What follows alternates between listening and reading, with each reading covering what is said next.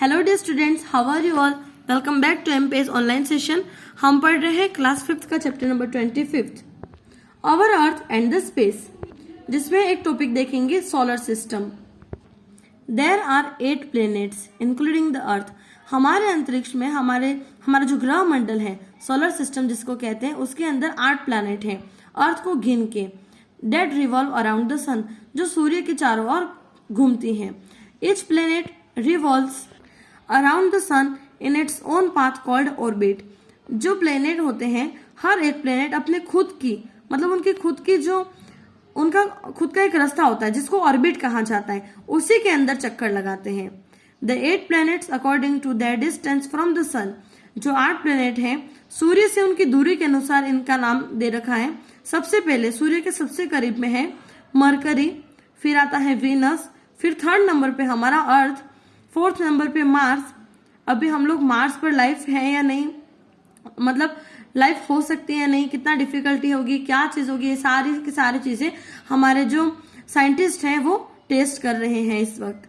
Jupiter, Saturn, Uranus and Neptune, ये सारे planets हैं। The sun, the 8 planets, that satellites and other heavenly bodies such as comets and asteroids are from the solar system. मतलब जो जितनी भी bodies space के अंदर हैं, जो सूर्य है, हमारे प्लैनेट्स हैं, सैटेलाइट्स हैं, जो कॉमेट्स हैं, जो तारे की तरह ही दिखते हैं, ठीक है, एस्टेरॉइड्स जो हैं, ये सारी चीजें मिलकर हमारे ग्रह मंडल का निर्माण करती है। ग्रह मंडल के अंदर ये सारी की सारी चीजें सोलर सिस्टम के अंदर होती हैं। यहाँ पर सोलर सिस्टम का एक डायग्राम दे रखा है, ये देखिए आप ध्यान से।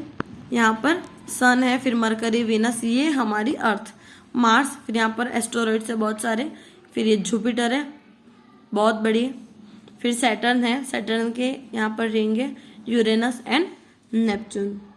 When you look at the above picture you find that, जब हम ऊपर पिक्चर दे रखी है उसको देखते हैं तब हम ये पाते हैं कि नियरेस्ट प्लेनेट टू द सन, सूर्य के सबसे करीब कौन सा प्लेनेट है? मरकरी। हम मरकरी पर जी नहीं सकते, वहां पर बहुत ज्यादा गर्मी पड़ेगी। Farthest planet from the sun, Neptune. और सूर्य से सबसे दूर कौन सा प्लैनेट है? नेपच्यून, वहां पर बर्फ पड़ती होगी। Largest planet of the solar system, Jupiter. जो सबसे लार्जेस्ट है, सबसे बड़ा है, वो है जुपिटर। प्लैनेट विथ रिंग्स, और एक ऐसा प्लैनेट जिसके साइड में रिंग है, वो है सैटर्न। लास्ट है फेजेस ऑफ द मून, चंद्रमा के अलग अलग फेजेस को पढ़ेंगे।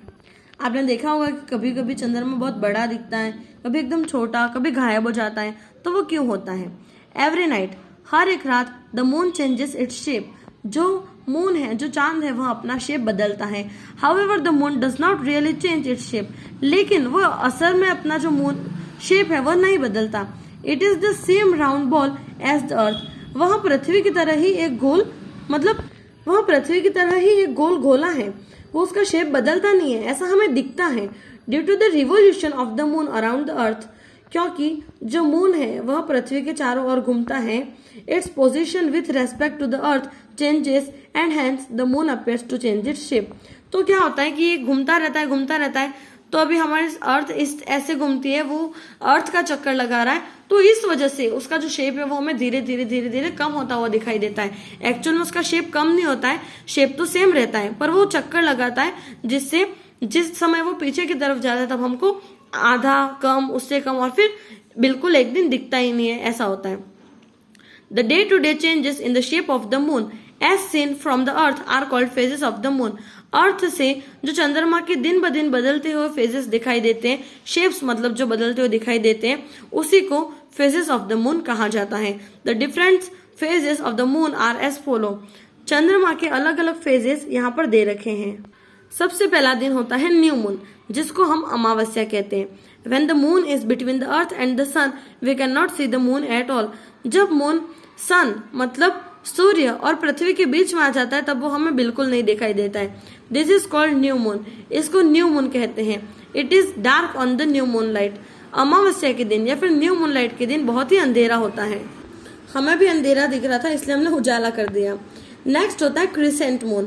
Crescent moon, when we see a small sunlit portion of the moon surface it is called crescent moon. जब हमें थोड़ा सा चांद, एकदम चंद्रमा जैसे कि आपको पता है हम हिंदी में लिखते तब एक चंद्र बिंदी लगाते हैं, उसके समान जब हमको चंद्रमा दिखाई देता है तब उसको क्रिसेंट मून कहा जाता है।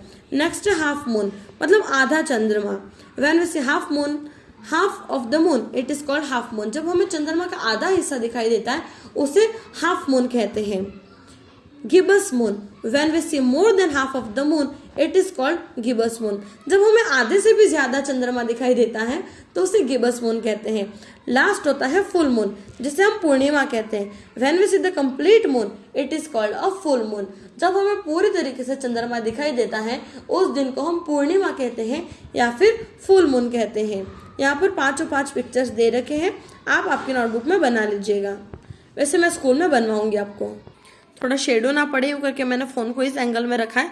आप रीडर पास में लेकर बैठिएगा हमेशा वीडियो देखते टाइम। हो सकता है कभी क्लियर नेटवर्क की वजह से आपको नहीं भी दिखे तो आपकी रीडर आपकी हेल्प करेगी। The increasing size of the lighted part of the moon is called waxing. मतलब जो मून की इंक्रीजिंग साइज होती है, जो उसका लाइटेड पार्ट होता है उसकी साइज जब बढ़ती है उसको वैक्सिंग कहते हैं। After this cycle reverses and the size of the moon decreases and appears as gibbous, half moon, crescent moon and new moon.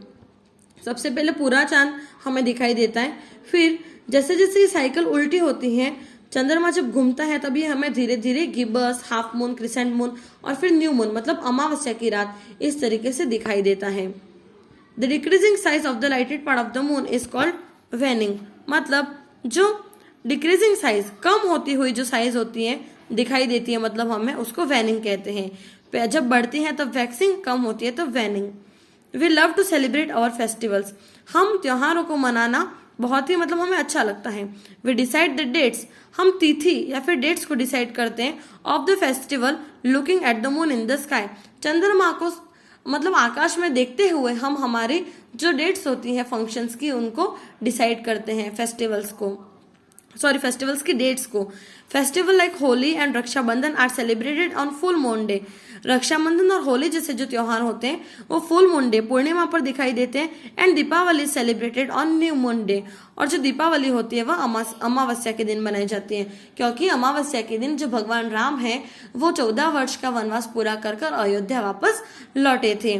और इस दिन काली रात थी, तो जितने भी मतलब वहां के अयोध्या वासी थे उन सब ने दीपक जलाकर भगवान श्री राम का स्वागत किया था। इसीलिए हम अमावस्या के दिन दिवाली मनाते हैं। इसी के साथ में हमारी पूरी बुक के जो चैप्टर्स है वो फिनिश होते हैं। आपको मैम ने सिलेबस जो है मैंने कल लिखने के लिए कहा था, तो आई होप आपने स्कूल में लिख लिया होगा। नहीं लिखा है तो आप लोग प्लीज लिख लीजिएगा। और अगर किसी का छूट गया है, कोई नहीं आया है, तो आप मुझसे भी स्कूल में आकर पूछ सकते हैं। अब तो सब बच्चे स्कूल आ रहे हैं, आप लोग आ रहे हो तो भी टेंशन जैसी बात नहीं है। और अगर आपके फ्रेंड्स नहीं आ रहे हैं स्कूल तो उनको भी बता दीजिएगा कि स्कूल चालू हो गई है। तो क्वेश्चन आंसर्स तो हम स्कूल में ही कर लेंगे बेटा। वीडियोस भी मैंने आपको थोड़ी सी हेल्प मिल जाए घर पे आके रिवीजन करने के लिए इसलिए बनाए, बाकी स्कूल में तो मैम आपको पढ़ा ही रहे हैं। तो मिलते हैं कल स्कूल में, तब तक के लिए stay happy, stay at home. Thank you.